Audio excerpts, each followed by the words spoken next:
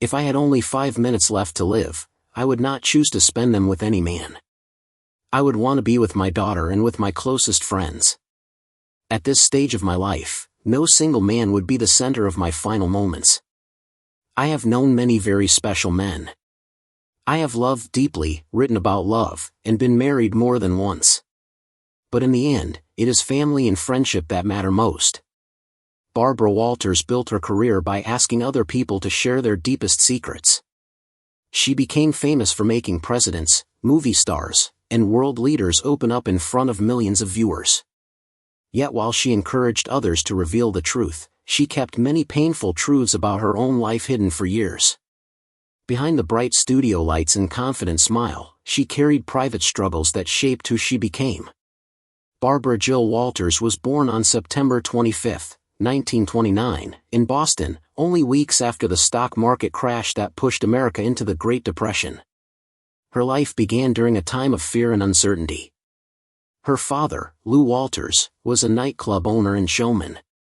In 1937, he opened the first Latin Quarter nightclub in Boston with his business partner. After paying all the expenses for the opening night, he was left with only 63 cents in his pocket. It was a huge risk, but it paid off. The nightclub quickly became successful. Later, the Times Square Latin Quarter in New York earned more than $500,000 in its first year. By the end of 10 years, more than 5 million people had visited. Famous performers like Frank Sinatra, Mae West, Milton Berle, and Mickey Rooney appeared there. The club was full of music, lights, and excitement. Barbara grew up surrounded by this glamorous world. She spent holidays and birthdays backstage, watching entertainers perform. As a child, she saw fame and success up close. But even though her life looked bright from the outside, her home life was complicated and heavy. Her older sister, Jacqueline, was born in 1926 and had a developmental disability.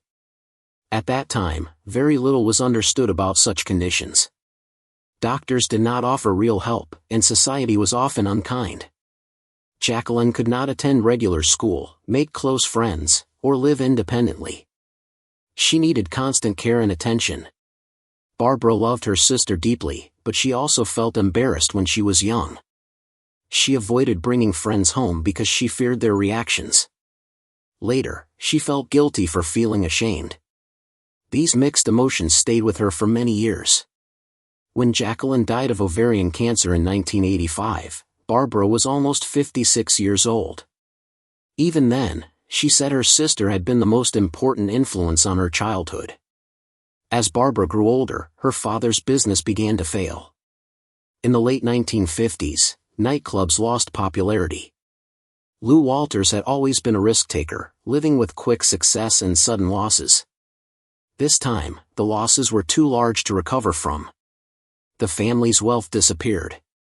They moved from large apartments to much smaller homes, traveling between Boston, Miami Beach, and New York as Lew searched for new opportunities. Barbara saw how quickly money and security could vanish. Her mother did not work and had no way to support the family. Barbara realized that she would one day need to take care of everyone. Around 1957 or 1958, when Barbara was 28 years old and trying to build a career, something happened that changed her forever. Her father attempted suicide by taking a bottle of sleeping pills. Her mother found him unconscious on the floor. Instead of calling an ambulance first, she called Barbara. In that moment, the responsibility for the family felt like it had fallen completely onto her shoulders. Lew survived after doctors treated him, but Barbara never forgot that night. From then on, her career was not just a dream. It was a necessity. She needed to succeed to support her parents and her sister. These early experiences shaped her personality. She felt she had to hide her family's problems and always prove herself. She worried about how she looked and how she sounded, especially her Boston accent. She often felt she was being judged. She later titled her memoir Audition because she believed she was always trying out for approval, always working to earn her place. After graduating from Sarah Lawrence College, Barbara worked in publicity and magazine writing. In 1961, at age 32, she joined NBC's Today Show as a writer and researcher. At that time, women were rarely given serious reporting roles. They were expected to handle lighter topics while men covered politics and war. Barbara wanted to be on television, but she was not immediately given the chance. She slowly found ways to be noticed. She became friendly with the crew, even making small bets about baseball games. Her love for the New York Yankees became well known. Over time, she was allowed to appear on air more often. By 1964, she was regularly filling in as a co-host. Still, NBC refused to give her the official title.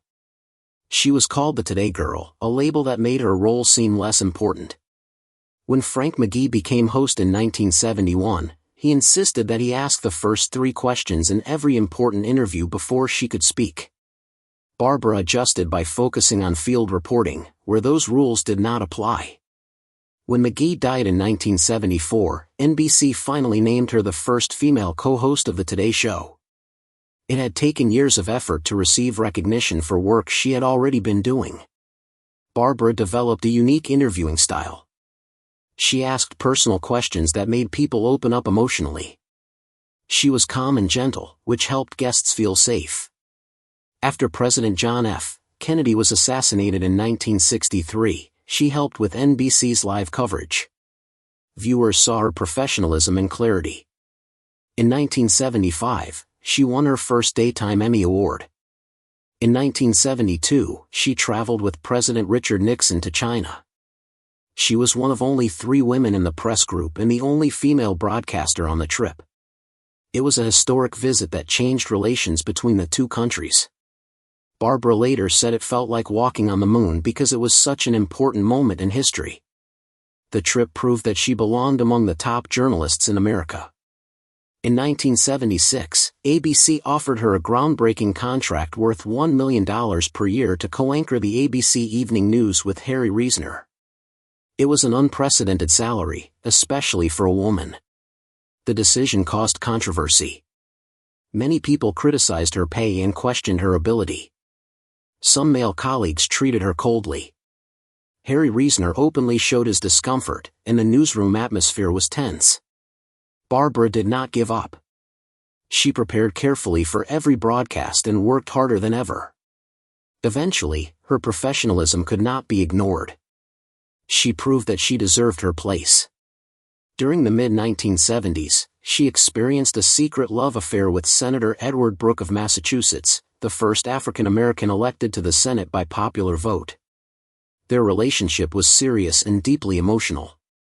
However, Brooke was married, and at that time, an interracial relationship between a white journalist and a black senator could have destroyed both careers. They kept the affair hidden. Eventually, the political pressure and public attention ended the relationship. Barbara stayed silent about it for more than 30 years. In 2008, at age 78, she finally revealed the story in her memoir and during an appearance on The Oprah Winfrey Show. She described Brooke as the love of her life. Throughout her career, Barbara interviewed some of the most powerful people in the world. In 1977, she conducted the first joint interview with Egyptian President Anwar Sadat and Israeli Prime Minister Menachem Begin during a historic peace effort. She asked thoughtful questions about compromise and peace, showing again her ability to be both gentle and determined.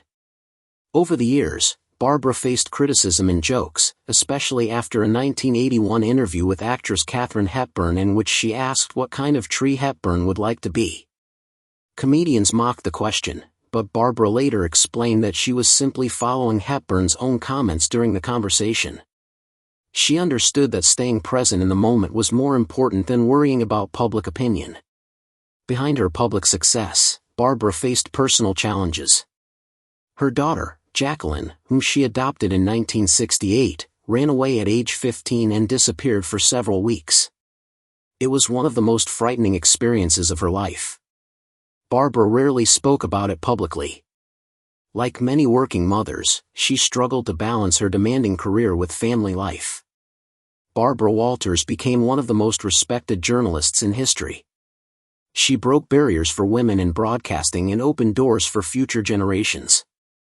Yet her success was built on years of fear, responsibility, and private pain. She carried the memory of her sister's struggles, her father's financial collapse, and his suicide attempt. She carried the heartbreak of a forbidden love and the worry of a mother whose child once disappeared. In the end, the woman who asked the hardest questions had lived a life shaped by her own unanswered ones.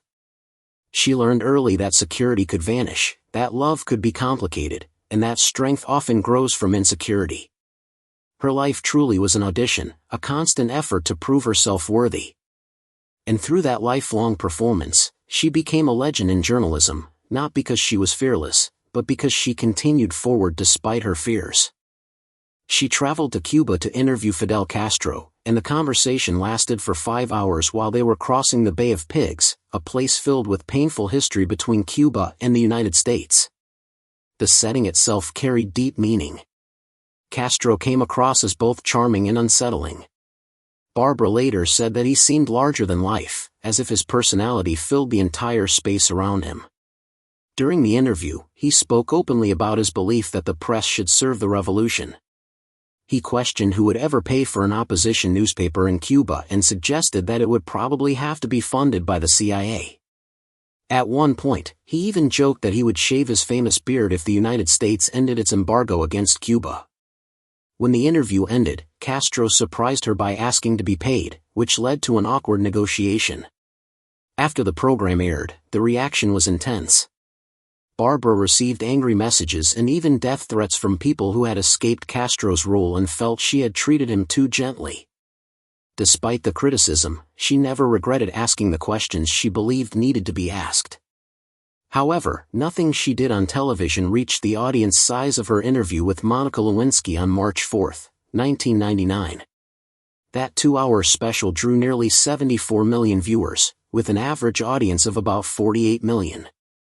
The program achieved a massive ratings share, meaning almost half of the people watching television that night were tuned into ABC. It aired from 9 to 11 at night during an important ratings period and outperformed the combined audiences of other major networks. In Los Angeles alone, millions of households watched.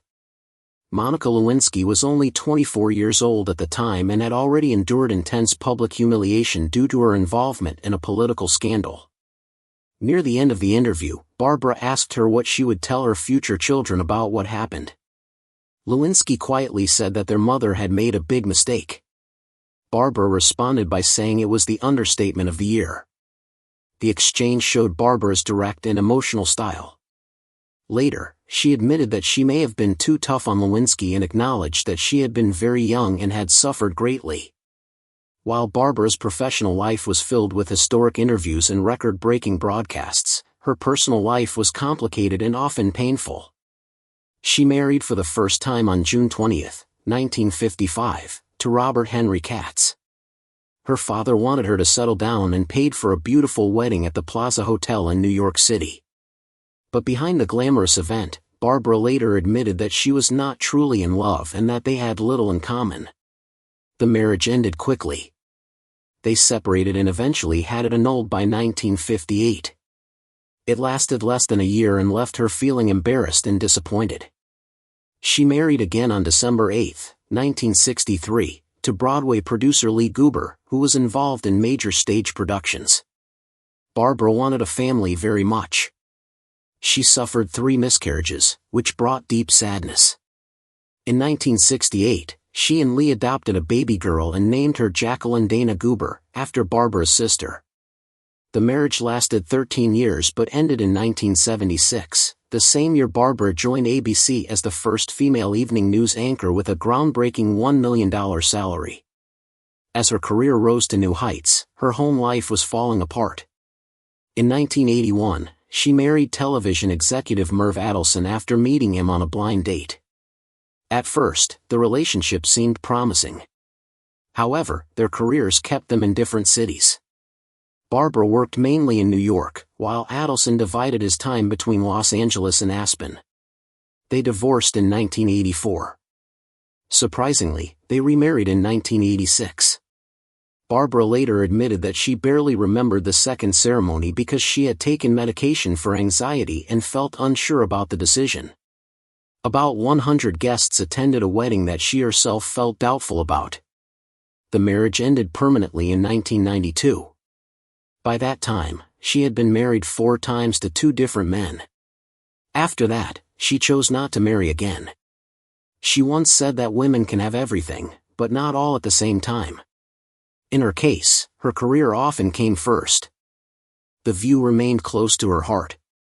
On May 16, 2014, at age 84, she said goodbye to the show after 17 years.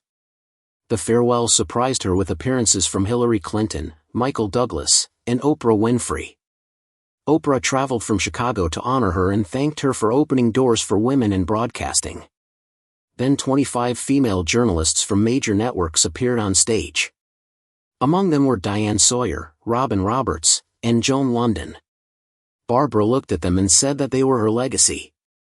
She tried not to cry, saying she was happy, but she was clearly moved.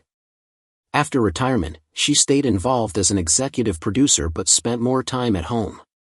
Her relationship with her daughter remained complicated.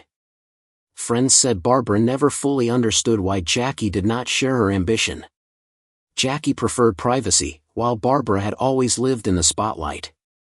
In her later years, Barbara sometimes expressed regret. She told friends that no one ever wishes they had spent more time at the office. She said she wished she had spent more time with her daughter. It was a truth she openly acknowledged. Her final major interview aired on November 20, 2015, when she sat down with Donald Trump and his family for 2020s. She asked direct questions about his views and challenged him on controversial statements. After that, she slowly disappeared from public life. Her last public appearance was in July 2016 at a theater in New York City. Soon after, her health declined. Reports said she became wheelchair-bound and suffered from dementia. The sharp mind that once guided historic interviews began to fade. She forgot names and moments that had once defined her career. Barbara Walters died on December 30, 2022, at the age of 93. She had faced heart surgery years earlier and had been in declining health. Her gravestone reads, "No regrets.